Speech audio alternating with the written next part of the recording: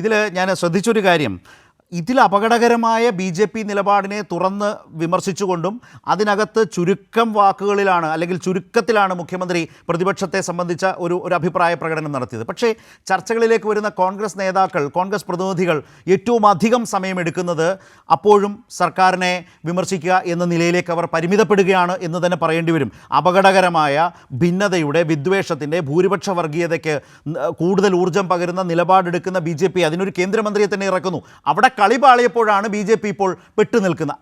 ആ നിലയിൽ വരുമ്പോൾ പോലും അതിനപ്പുറത്തേക്ക് മുഖ്യമന്ത്രി ഇത്ര ശക്തമായി സംസാരിച്ചിട്ടും കോൺഗ്രസിനെ പ്രതിനിധീകരിച്ച് റോണി കെ ബേബി ഏറ്റവും അധികം സംസാരിച്ചത് മുഖ്യമന്ത്രിക്കെതിരെ പറയാനാണ്. BJPക്കെതിരെ എന്തെങ്കിലും പറഞ്ഞോ, സ്വാഗതം ചെയ്യുന്നു എന്നോ മറ്റൊരു വാചകമാണ് പറഞ്ഞത്. ഞാൻ ആ സമയത്ത് ശ്രീ അനിൽകുമാർ ഇക്കാര്യത്തിൽ ഈ ചർച്ചയിൽ ഇല്ലാതിരുന്നുകൊണ്ടാണ് ഞാൻ സൂചിപ്പിച്ചത്. ഇവിടെ ഒരു പ്രധാനപ്പെട്ട കാര്യം അദ്ദേഹം പറഞ്ഞെന്താണെന്ന് അറിയുമോ? മുഖ്യമന്ത്രി പറഞ്ഞതിനെ അദ്ദേഹം വിമർശിച്ചത് ഈ സർക്കാരിൻ്റെ കാലത്ത് മുഖ്യമന്ത്രി എന്ന് പറഞ്ഞ കുളങ്കലയ്ക്ക് മീൻ പിടിക്കുന്ന, മുതലെടുപ്പിന് ശ്രമിക്കുന്ന BJPക്ക് അവസരമൊരുക്കി കൊടുത്തത് തങ്ങളുടെ മുന്നണി ഭരിക്കുന്ന സർക്കാരാണ് എന്നാണ് അദ്ദേഹം പറഞ്ഞു വെച്ചത്. ഇതുവരെ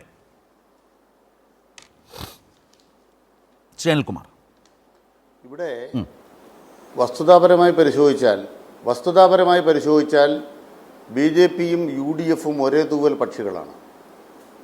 ഹിന്ദുത്വ രാഷ്ട്രീയം കൈകാര്യം ചെയ്യുന്ന BJPയുടെ ഒരു അജണ്ടയാണ് ക്രൈസ്തവ സമൂഹത്തെ മുസ്ലിം വിഭാഗത്തിനെതിരെ തിരിച്ചുവിടാൻ. അതിന് പറ്റുന്ന ഒരു കേന്ദ്രമായി മുനമ്പത്തെ അവർ കണ്ടു. മുനമ്പത്തെ ഉപയോഗിച്ച് നടത്തിയ ഗൂഢാലോചനയുടെ പ്രധാനപ്പെട്ട ലക്ഷ്യം കേരളത്തിലെ ക്രൈസ്തവ സമൂഹത്തെ കൂടി BJPക്ക് വേണ്ടി ഗുണകരമായി ഉപയോഗിച്ച് മുസ്ലിം വിരോധത്തിൽ ഹിന്ദു ക്രിസ്ത്യൻ ഐക്യം എന്നുള്ളൊരു പൊളിറ്റിക്കൽ അജണ്ട സെറ്റ് ചെയ്യാനാണ് മുനമ്പത്തെ ഉപയോഗിച്ചത്. അത് പൊളിഞ്ഞുപോയി. MP മാരോട് വഖഫ് ബില്ലിന് അനുകൂലമായി വോട്ട് ചെയ്യണമെന്നാവശ്യപ്പെട്ട കത്തോലിക്ക സഭയടക്കമുള്ള സഭാപിതാക്കന്മാർക്ക് ഇപ്പോൾ നല്ല ബോധ്യമായി ഞങ്ങൾ വഞ്ചിക്കപ്പെട്ടു, അപമാനിക്കപ്പെട്ടു, കബളിപ്പിക്കപ്പെട്ടു. അരമനകളിൽ ഗവർണർമാർ വന്ന്, BJP നേതാക്കന്മാർ വന്ന് തങ്ങളെ പ്രചോദിപ്പിച്ച് ഇപ്രകാരമൊരു നിലപാടിലേക്ക് എത്തിച്ചിട്ടും നിയമം വഞ്ചിക്കുന്ന നിയമമായിരുന്നു എന്ന കാര്യം വ്യക്തമായതോടുകൂടി യഥാർത്ഥത്തിൽ BJP എന്ന് പറയുന്ന രാഷ്ട്രീയ പാർട്ടിയുടെ വേര് പറയുന്ന അവസ്ഥയിലേക്ക് കേരളത്തിൽ പോകാൻ പോവുകയാണ്. കുടിച്ച വെള്ളത്തിൽ വിശ്വസിക്കാൻ പറ്റാത്തൊരു പാർട്ടിയാണ് BJP എന്നതിലേക്ക് എത്തി. രണ്ടാമത്, ഈ വിഷയം പരിഹരിക്കാൻ UDFന് ഒരു പ്രശ്നമുണ്ട്. അതിന് കാരണം എന്താണ്? കോൺഗ്രസ്സിന് ഒരു നിലപാടെടുക്കാനാവില്ല.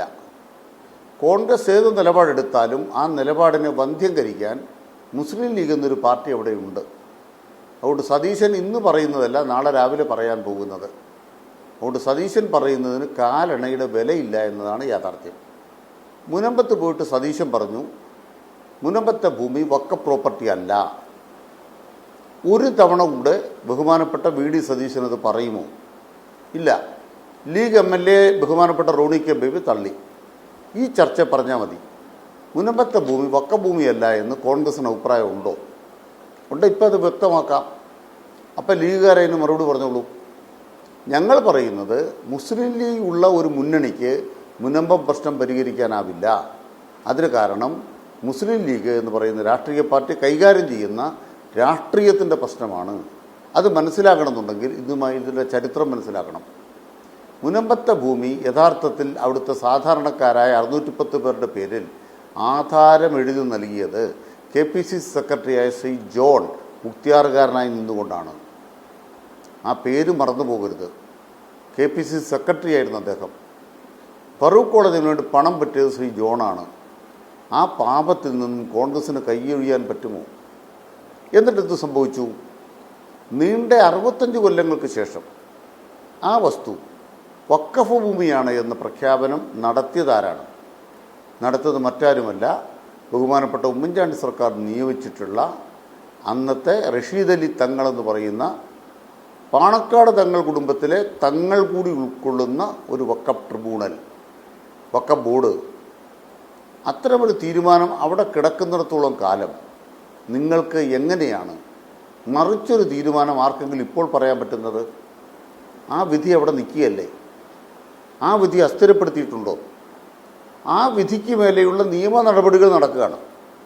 ആ നിയമ നടപടികൾ നടക്കുമ്പോൾ 2 ഭാഗങ്ങൾ ഇതിലുണ്ട്. ഒരു ഭാഗം ഫറൂഖ് കോളേജിൻ്റെ വാദമാണ്. ഫറൂഖ് കോളേജുകാർ പറയുന്നത് ഞങ്ങൾ ട്രസ്റ്റാണ്, വഖഫ് ഭൂമി അല്ല, അതുകൊണ്ട് ഞങ്ങൾ വിലയ്ക്ക് വിറ്റു. പക്ഷെ വഖഫ് ബോർഡിൻ്റെ വിധി വഖഫ് ഭൂമിയാണ് എന്നാണ്. രണ്ടാമത്തെ ഭാഗം എന്താണ്?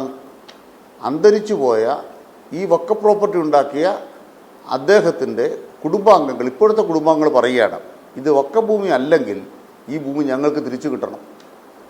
അപ്പോൾ ഫലത്തിൽ എന്ത് സംഭവിക്കും? വഖഫ് ഭൂമി അല്ലെങ്കിൽ അത് ഈ വഖഫ് പ്രോപ്പർട്ടിയാക്കി മാറ്റിയ അദ്ദേഹത്തിൻ്റെ കുടുംബാംഗങ്ങൾക്ക് തിരിച്ചു പോകും. വഖഫ് ഭൂമിയാണെങ്കിൽ മുൻപക്കാർക്ക് കിട്ടില്ല. ഇവിടെയാണ് സംസ്ഥാന സർക്കാർ ഫലപ്രദമായി ഇടപെടാൻ ആഗ്രഹിക്കുന്നത്. വഖഫ് ബോർഡ് കഴിഞ്ഞാൽ വഖഫ് ട്രിബ്യൂണലുണ്ട്. ട്രിബ്യൂണലിന് ശേഷം സംസ്ഥാന സർക്കാരിന് ഇത്തരം കാര്യങ്ങൾ പരിഹരിക്കാനുള്ള അധികാരം നിയമത്തിലുണ്ട്. ആ നിയമപ്രകാരം എല്ലാവരെയും ഉൾക്കൊണ്ടുകൊണ്ട് മറ്റ് വ്യവഹാരങ്ങളില്ലാതെ തീർക്കാനുള്ള വഴി തേടാനാണ് CN രാമേന്ദ്രൻ നായർ കമ്മീഷനെ വെച്ചത്. അത് ശാന്തമാക്കാനാണ്, BJP മുതലെടുക്കാതിരിക്കാനാണ്, എല്ലാവരുമായി എൻഗേജ് ചെയ്യാനാണ്. ഈ അവസരത്തിൽ കേരളത്തിലെ പ്രതിപക്ഷം എന്താ നിലപാട് സ്വീകരിച്ചത്? പക്ഷേ ശ്രീ അനിൽകുമാർ ഇത്രയും പറഞ്ഞതുകൊണ്ട് ഒരു കാര്യം കൂടി ചോദിച്ചോളട്ടെ. ഇത്ര വലിയ താങ്കളത് വളരെ വളരെ വ്യക്തമായി അതിൻ്റെ ഒരു നിയമവഴികളും തർക്കങ്ങളും കോടതിയിൽ നിൽക്കുന്നതും ട്രിബ്യൂണലിന് മുമ്പിൽ നിൽക്കുന്നതും എല്ലാം പറഞ്ഞു വെച്ചു. അതിലെന്തെങ്കിലും കൂട്ടിച്ചേർക്കാനുണ്ടെങ്കിൽ പിന്നാലെ റോണിക്ക് ബേബി ചെയ്തോട്ടെ. പക്ഷേ കേൾക്കുന്നവർക്ക് അതേ സംബന്ധിച്ച് ആ ഒരു നാൾ വഴി മനസ്സിലാവുന്നത്. പക്ഷേ അപ്പോഴാണ് പ്രതിപക്ഷ നേതാവ് പറഞ്ഞ വളരെ സുപ്രധാനമായൊരു കാര്യം ഓർമ്മ വന്നത്. പക്ഷേ ഇതൊരു 10 മിനിറ്റ് കൊണ്ട് പരിഹരിക്കാം എന്നല്ലേ അദ്ദേഹം പറയുന്നത്? അങ്ങനെ വഖഫ് ഭൂമിയല്ല എന്ന് പറഞ്ഞതോടുകൂടി മുൻപത്തെ സമരക്കാർ പ്രതിപക്ഷ നേതാവിനെ തള്ളിക്കളഞ്ഞു. അദ്ദേഹം പറയുന്നു 10 മിനിറ്റ് കൊണ്ട് ഇത് പരിഹരിക്കാം. ഇത്ര സങ്കീർണമായൊരു നിയമപ്രശ്നം കേന്ദ്രമന്ത്രി തന്നെ പറയുന്നു സുപ്രീം കോടതിയിൽ നിങ്ങൾ പൊക്കോളൂ, നിയമ പോരാട്ടം ശക്തമാക്കൂ, ഇപ്പോൾ കൊണ്ടുവന്ന പുതിയ നിയമം കൊണ്ട് മാത്രം രക്ഷയില്ല എന്ന് അദ്ദേഹത്തിന് മുൻപത്ത് പറയുന്നുണ്ട്. അപ്പോഴും പ്രതിപക്ഷ നേതാവ് പറയുന്നത് 10 മിനിറ്റ് കൊണ്ട് പരിഹരിക്കാം എന്നല്ലേ?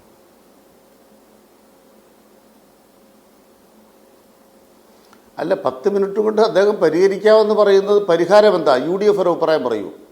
നമുക്ക് രണ്ടിൽ നിന്ന് തീരുമാനിക്കാൻ പറ്റൂ. ഒന്ന് വഖഫ് ഭൂമിയാണോ അല്ലയോ? വഖഫ് ഭൂമിയാണെങ്കിൽ മുനമ്പത്തുകാരുടെ വസ്തു അവർക്ക് ലഭിക്കില്ല. വഖഫ് ഭൂമി അല്ലെങ്കിലോ, അല്ലെങ്കിൽ ആരാണോ വഖഫ് ചെയ്തു കൊടുത്തത് അവരുടെ കുടുംബത്തിന് തിരിച്ചു പോകും. അപ്പോഴും മുനമ്പത്തുകാർക്ക് ഭൂമി കിട്ടത്തില്ല. അതാണ് പ്രശ്നം. അപ്പോൾ എന്ത് വേണം? അതിന് പരിഹരിക്കണമെന്നുണ്ടെങ്കിൽ മുനമ്പത്തിലെ ജനങ്ങളുടെ കൈവശം അവർക്ക് പണം നഷ്ടപ്പെട്ടു. ഒരു സാമൂഹ്യ പ്രശ്നമാണ്. ഈ സാമൂഹ്യ പ്രശ്നത്തിന് വഖഫ് ആക്ടിനകത്ത് തന്നെയുള്ള 97-ാം വകുപ്പ് പ്രകാരമുള്ള സവിശേഷ അധികാരം സംസ്ഥാന സർക്കാരിന് പ്രയോഗിക്കാം. ആ പ്രയോഗിച്ചതിന് ഉദാഹരണങ്ങൾ ഇന്ത്യയിൽ വേറെ ഉണ്ട്, തിരുച്ചെന്തൂരിലടക്കം. നമുക്ക് നോക്കാം. അത് പ്രയോഗിക്കുന്നതിന് എന്ത് വേണം? എല്ലാവരുമായിട്ട് എൻഗേജ് ചെയ്യണം. അതിനെന്താ ചെയ്യുന്നത്? പ്രതിപക്ഷ നേതാവ് എന്ത് ചെയ്തു? ഹൈക്കോടതിയിൽ ഒരു സ്റ്റേ താൽക്കാലികമായി കിട്ടിയപ്പോൾ അതിൻ്റെ പേരിൽ മുഖ്യമന്ത്രി അപമാനിച്ചു, ആക്രമിച്ചു. ഞങ്ങൾ നീട്ടിക്കൊണ്ടു പോവുകയാണ്, വലിച്ചു നീട്ടുകയാണ്, കേരള സർക്കാർ വലിച്ചു നീട്ടുകയാണ്. അത് BJPയെ സഹായിക്കാനാണ്. BJPക്കെതിരെ നെഞ്ചുകീടി യുദ്ധം ചെയ്യുകയാണ്. ശരത്ത്, ഒരു വാക്കൂടെ പറയാം. ഇപ്പോൾ ബഹുമാനപ്പെട്ട സുപ്രീം കോടതിയിൽ ഈ വാദങ്ങളിലേക്ക് കടന്നിരിക്കുന്നു. അതിലെ ക്രക്സ് എന്താണെന്ന് കൂടെ ശ്രദ്ധിക്കുക. ഒറ്റ പോയിന്റേ ഉള്ളൂ. എന്താ സുപ്രീം കോടതി പറഞ്ഞത്? ഇന്നേ വരെയുള്ള വഖഫ് പ്രോപ്പർട്ടിയുമായി ബന്ധപ്പെട്ട് വഖഫാണോ അല്ലയോ എന്നുള്ള കാര്യത്തിൽ തീരുമാനമെടുക്കുന്നതിൽ ലീഗൽ പ്രോസസ് ഉണ്ട്, ഡ്യൂ പ്രോസസ് ഓഫ് ലോ. അത് ഭരണഘടന പറയുന്നതാണ്. ആ ഡ്യൂസ് പ്രോസസ് ഓഫ് ലോയുടെക്ക് പകരം കലക്ടറെ അവിടെ കൊണ്ട് വെക്കുന്നത് ഇന്ത്യൻ ഭരണഘടനയ്ക്കെതിരാണ്. ഇതാണ് ഇന്നത്തെ വാദത്തിലെ നമ്പർ 1 പോയിന്റ്. കോടതി ചൂണ്ടിക്കാണിച്ചു. ഒരു ജുഡീഷ്യൽ അധികാരത്തിൻ്റെ സ്ഥാനത്ത് എങ്ങനെയാണ് എക്സിക്യൂട്ടീവ് മജിസ്ട്രേറ്റിനെ നിങ്ങൾ വെക്കുക? അങ്ങനൊരു നിയമനിർമ്മാണം സാധ്യമാണോ? ഇതാണ് കോടതി പരിശോധിക്കാൻ പോകുന്നത്. അപ്പോൾ BJP പാസാക്കിയ നിയമം എന്നൊക്കെ പറയുന്നത് ആയുസുണ്ട കാര്യമല്ല എന്നതിലേക്കാണ് സുപ്രീം കോടതി ഇന്നത്തെ ഒബ്സർവേഷൻ വന്നിരിക്കുന്നത്. 2, ഇത്തരം ഈ നിയമത്തിൻ്റെ ഉദ്ദേശം തന്നെ എന്താണ്? ഇന്ത്യ രാജ്യത്തെ എല്ലാ വഖഫ് ഭൂമികളും തർക്കഭൂമിയാക്കുക. ബാബർ മസ്ജിദ് തർക്കഭൂമിയാക്കിയതുപോലെ തർക്കഭൂമിയാക്കുക. അതും കോടതി പൊളിച്ചടുക്കി. നോൺ മുസ്ലിം ആയിട്ടുള്ള ആളുകൾ അതിൽ വരുമ്പോൾ ഔപചാരികമായ അംഗങ്ങളാകുന്നതിന് കുഴപ്പമില്ല, ഔദ്യോഗിക അംഗങ്ങൾ അല്ലാത്ത ഒരാൾ പോലും ആകുന്നതിന് എന്ത് ന്യായം എന്ന് ചോദിക്കുന്നതിലൂടെ വ്യക്തമാണ് BJPയും തുറന്നു കാട്ടപ്പെടുകയാണ്.